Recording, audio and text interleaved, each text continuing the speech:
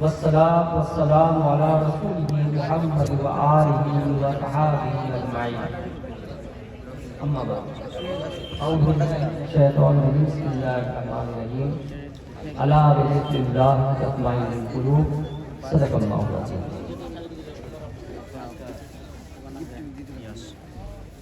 আমি আপনাদের সামনে কোরআনে পাক থেকে আয়াতে পাক তিলাওয়াত করেছি। এর অনুবাদ এবং কিছু বলার আগে আসুন আমি আপনারা সবাই মিলে নবী পাক সাল্লাল্লাহু আলাইহি ওয়াসাল্লাম বারগাহে মুহাব্বত করে একবার দরুদ পাক করে নেন। আল্লাহুম্মা সাল্লি আলা সাইয়্যিদিনা শাফিয়ানা মাওলানা মুহাম্মদ ওয়া আলিহি ওয়া সাহবিহি ওয়া সাল্লিম সাল্লাল্লাহু আলাইহি ওয়া সাল্লাম ইয়া রাসূলুল্লাহ ইয়া হাবিবাল্লাহ সাল্লাল্লাহু আলাইহি ওয়াসাল্লাম। আমার আগে সংক্ষিপ্ত একটা ছোট্ট বয়ান উর্দু শুনলেন আমার ছেলের কাছে। এই দু তিনটা প্রোগ্রাম করেছে, এখন উর্দুতে বলছে। ইনশাআল্লাহ তাআলা আপনারা দোয়া করুন। আগে বাংলাতেও বলতে পারে, কারণ ছোট থেকে উর্দু বলে এসছে, তাই বাংলাতে বলাতে এখন একটু অসুবিধা হচ্ছে। এই প্রথম বক্তৃতা দিচ্ছে, আপনারা দোয়া করবেন যেন আগে আরো সফল হোক, কামিয়াব হোক এবং বাংলাতেও বলতে পারে। আর আমি এই মাদ্রাসার সমস্ত স্টাফদেরকে এবং আপনাদের গ্রামবাসীকে আমি ধন্যবাদ জানাই যে একটা এরকম মেহফিলে, দাস্তারবন্দির মেহফিলে আপনি অনেক দূর থেকে আমাকে ডেকে সম্মান জানিয়েছেন। আমি এখানকার প্রধান শিক্ষক এবং আপনাদের কমিটি সেক্রেটারি সাহেবকে সবাইকে আমি ধন্যবাদ জানাই। আর আপনাদের গ্রামবাসীদেরকে, যে গ্রামে মাদ্রাসা, আমি বলবো খুব সৌভাগ্যবান যে আপনারা এমনি একটা মাদ্রাসাকে আপনারা প্রতিষ্ঠা করে চালাচ্ছেন। আচ্ছা, অসুবিধা হচ্ছে কি?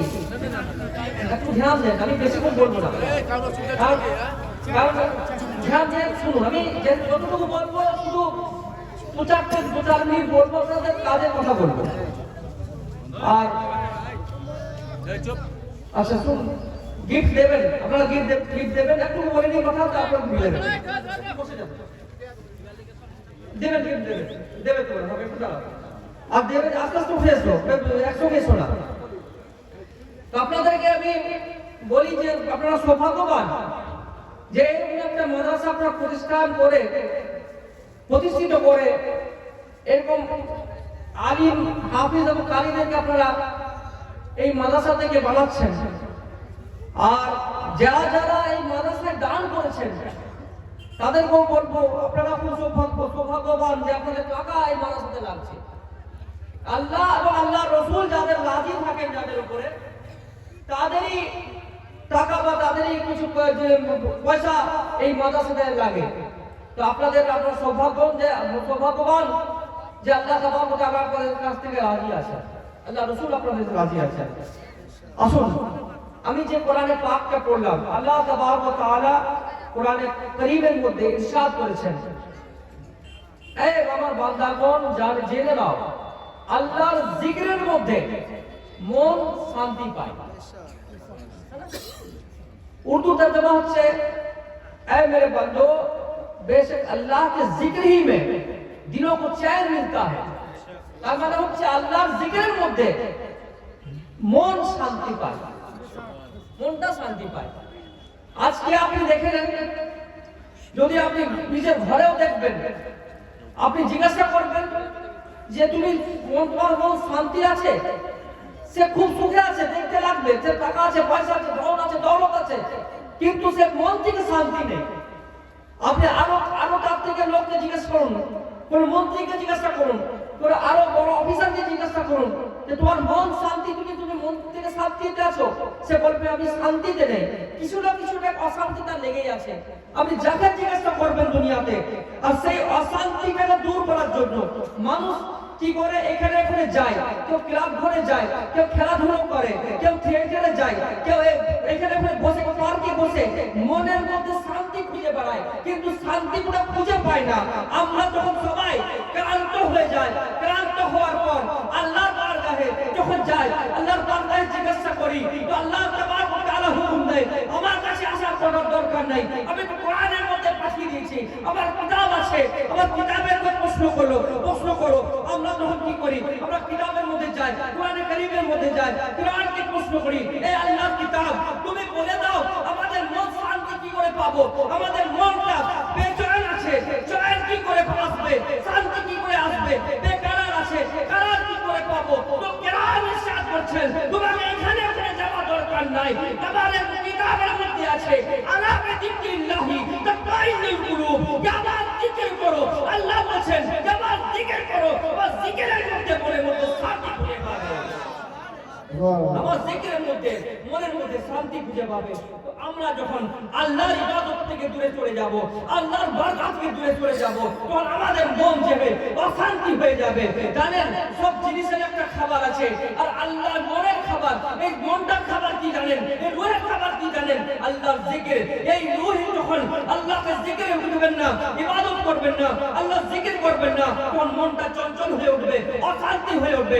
আর যখনই আপনি আল্লাহর জিকির করবেন, সেই সময় মন আপনার চাঙ্গা হয়ে যাবে, যখন মন পরিষ্কার হয়ে যাবে, সেই সময় আল্লাহর বারগাহে আপনি কুরবত হাসিল করে নেবেন। আর যে ব্যক্তি আল্লাহর বারগাহে কুরবত হাসিল করে নেয়, সেই দুনিয়াতে কামিয়াব হয় এবং ওই দুনিয়াতেও সে কামিয়াব হয়। সুবহানাল্লাহ। শর্ত নাই, আল্লাহর জিকির করুন, আল্লাহর বারগাহে মাথা ঝুঁকান। আমাদের আপনাদের এখন এইটাই কাজ যে কি করে নামাজ থেকে দূরে থাকি, কি করে ভালো কাজ থেকে দূরে থাকি। এই মুসলমান, আপনারা জেনে জানেন না আমার আপনার সময় কতটা আছে, কেউ বলতে পারবে না তার মৃত্যু কখন হতে পারে। সবার মৃত্যু ফিক্স আছে, সবাই তো জানেন। আর মৃত্যু ওই দিনেই হবে, ওই সময় হবে, আর ওই জায়গাটা হবে যেখানে আল্লাহ তাআলা লিখে দিয়েছেন। তো আপনি যখন জানেন না যে আমার মৃত্যু কখন, আমার মত কখন হবে, তখন আপনাকে মৃত্যুর আগে আল্লাহর বারগাহে মাথাটা ঝুঁকাতে হবে, আল্লাহর ইবাদত করতে হবে আপনাকে। আপনি জেনে রাখুন আল্লাহর ইবাদতের মাধ্যমে আল্লাহর কুরবত হাসিল করা যায়। আল্লাহর কুরবত মানে আল্লাহর করিব পৌঁছানো যায়, আল্লাহর কাছে পৌঁছানো যায়। আর আল্লাহর ওলিরা, সমস্ত ওলি যারা আছেন, ইবাদতের মাধ্যমে আল্লাহর কুরবত হাসিল করছেন। এই ব্যক্তিগণ, আমার মুসলমান ভাই বোনেরা, আপনাদেরকে বলে রাখি, ইবাদত ছাড়া কোনো কিছু যাতে আপনি নিস্তার পাবেন না। আল্লাহর বারগাহে মাথা ঝুঁকান। আপনাকে একটা কথা বলে রাখি, আপনাদের কাজ কি? যেটা আল্লাহ না পছন্দ করেন না সেই কাজটাই আমরা করি, যেটা রাসূল পছন্দ করেন না সেই কাজটাই আমরা করে থাকি। কিন্তু আল্লাহ যারা নেক বান্দা, সেই কাজটাই করেন যেটা আল্লাহ পছন্দ করেন, আল্লাহ রাসূল পছন্দ করেন। আপনাকে একটা ছোট্ট উদাহরণ দিই। আল্লাহ রাসূল সাল্লাল্লাহু আলাইহি ওয়াসাল্লাম একবার সাহাবায়ে কেরামের সঙ্গে চলে যাচ্ছিলেন। একটা সাহাবীর ঘর দেখলেন, খুব সুন্দর ঘর। সাহাবীর ঘরটা দেখে চোখ তুলে যখন দেখলেন আমার আপনার রাসূল সাল্লাল্লাহু আলাইহি ওয়াসাল্লাম, তো চেহারার মধ্যে একটা নারাজগি জাহির হলো, মানে পছন্দ করলেন না, চেহারা সুখ হয়ে গেল। সাহাবায়ে কেরাম বুঝতে পারলেন যে আমার নবী সাল্লাল্লাহু আলাইহি ওয়াসাল্লাম এটা পছন্দ করেননি, চলে গেলেন। যে সাহাবীর ঘর ছিল সেই সাহাবী সঙ্গে দেখা হলো কয়েকজন সাহাবীর। উনি বলতে লাগলেন সাহাবায়ে কেরাম কি কালকে আমরা নবী পাক সাল্লাল্লাহু আলাইহি ওয়াসাল্লামের সাথে চলে যাচ্ছিলাম, যেতে যেতে তোমার ঘরটা সামনে এলো। তার সামনে আসার পর নবী পাক সাল্লাল্লাহু আলাইহি ওয়াসাল্লাম যখন তোমার ঘরটা দেখলেন, তো ঘরটা দেখার পর চেহারাতে একটা নারাজগি ছিল, একটা রাগ ছিল। আমার মনে হয় না যে তোমার এই ঘরটা দেখে উনি পছন্দ করলেন। যেই সোনা ছিল ওই সাহাবী কি করলেন, যার ঘর ছিল সঙ্গে সঙ্গে ঘরটা মাটিতে ধুলিসাৎ করে দিলেন, ভেঙে দিলেন। তারপর কিছুদিন পর আবার নবী পাক সাল্লাল্লাহু আলাইহি ওয়াসাল্লাম ওই রাস্তার মধ্যে দিয়ে যাচ্ছিলেন। যাওয়ার পর সাহাবায়ে কেরাম দেখে জিজ্ঞাসা করলেন, এখানে একটা বাড়ি, সুন্দর বাড়ি ছিল, বাড়িটা কি হলো? ওই সাহাবীটা বেরিয়ে আসছে, অন্য ওই যার বাড়ি ছিল সে বেরিয়ে আসলো। সে বলল, ইয়া রাসূলুল্লাহ সাল্লাল্লাহু আলাইহি ওয়াসাল্লাম, আমি শুনতে পেয়েছিলাম, আমি বুঝতে পেরেছিলাম আপনি এই রাস্তা দিয়ে যাচ্ছিলেন। রাস্তা দিয়ে যাওয়ার পর আমি যখন আমার ঘরটা আপনি দেখলেন, ঘরটা দেখার পর আপনার পছন্দ হয়নি, আপনার চেহারা মুবারক রাগে লাল হয়ে গিয়েছিল। আমি বুঝতে পারলাম যে আপনি নারাজ আছেন, আমার তো এই ঘরটা দেখে আপনি পছন্দ করেনি। আমি যখন দেখলাম আমার রাসূল এই ঘরটা দেখে নারাজ আছেন, তো এই ঘর কি আমার নিজের চার রকম বার করে দিতে পারি, তাই আমি ঘরটাকে মাটিতে ধুলিসাৎ করে দিলাম। আমি চাইছি আল্লাহ এবং আল্লাহর রাসূল আমার থেকে রাজি থাকেন, আমার থেকে খুশি থাকেন। আমি চাইছিলাম যে ঘরটা যদি ভেঙে দিই, তবে আপনার থেকে আমি আপনাকে আমার থেকে রাজি হবেন, আমার থেকে খুশি হবেন, তাই আমি ঘরটা ভেঙে দিতে স্টার্ট করে দিয়েছি। একটা কথা বলে রাখি, এটা হচ্ছে একটা সাহাবীর মুহাব্বত। শুধু সাহাবীরা শুনেছিলেন যে আমার ঘরটা হুজুর পছন্দ করেননি, তো ঘরটাকে ভেঙে দিলেন, গুলিস্তান করে দিলেন, সুন্দর একটা বাড়ি। তো আপনি আপনারা নিজের মনকে দেখুন, মনের মধ্যে দেখুন যে আমরা সকাল থেকে রাত পর্যন্ত কি কাজ করি যেটা রাসূল পছন্দ করেন, কি কাজ করি না যেটা রাসূল না পছন্দ করেন। আপনি ওই কাজ করুন যেটা আল্লাহ এবং আল্লাহর রাসূল পছন্দ করেন। বুঝতে পারছেন কথাটা? আপনারা আল্লাহকে রাজি করুন, আল্লাহর রাসূলকে রাজি করুন।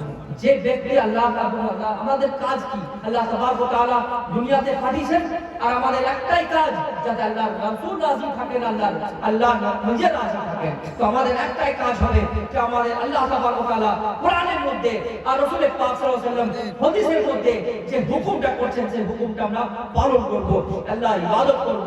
এই রমজান মাস আছে, রমজান মাসে আপনারা রোজা নামাজ তো পড়েন, যখন রমজান শেষ হয়ে যায় নামাজ থেকে আমরা দূরে চলে যাই। একটা কথা বলে রাখি, নামাজ আপনাদেরকে সবসময় পড়তে হবে। আল্লাহর বারগাহে কিয়ামতের দিনে সবচেয়ে প্রথম যে প্রশ্নটা হবে সে নামাজের জন্য হবে।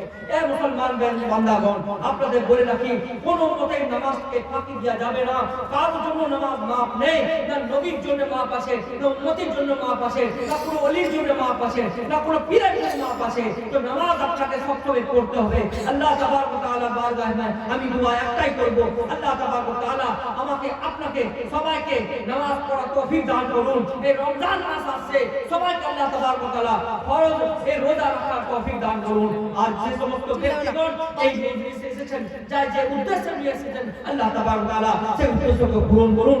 আর সর্বপ্রথম বলি যে আপনাদের একটা খুব ভালো একটা মাদ্রাসা চলছে, এটা যদি ধ্যান দেবেন আর মাদ্রাসাটা কি করে আগে আরো বাড়ে, আরো কামিয়াব হোক, সেই দিকে আপনারা চেষ্টা করবেন। এখানকার স্টাফ এবং এখানকার সেক্রেটারি, এখানকার যারা কমিটির লোক আছে, সবাইকে আমি এটাই কথা বলবো, মাদ্রাসাকে আরো আগে বাড়ান, আরো আলিমের দস্তার দেন, আর একটা হাফিজ এবং কারির দস্তার হলো। আমি চাইবো যে এখান থেকে ফজিলতের দস্তার হতো ইনশাআল্লাহ তাআলা। আমি সেটাই দোয়া করে যাব। আর আগামী বছর যদি আশা হয় তো আবার ইনশাআল্লাহ কথা হবে। আর আপনারা ভালো থাকুন এবং সুস্থ থাকুন। এই রমজান মাস আসছে, আমি দোয়া করব সবাই যেন সব ছেলেকে, সব মেয়েকে এবং সবাইকে রোজা রাখার আল্লাহ তৌফিক দান করুন। আসসালামু আলাইকুম ওয়া রাহমাতুল্লাহি ওয়া বারাকাতুহু।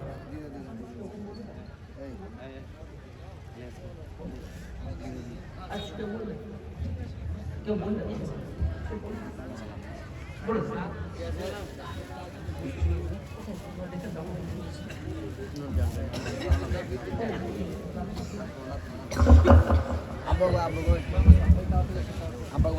তোমরা দেখা দিবে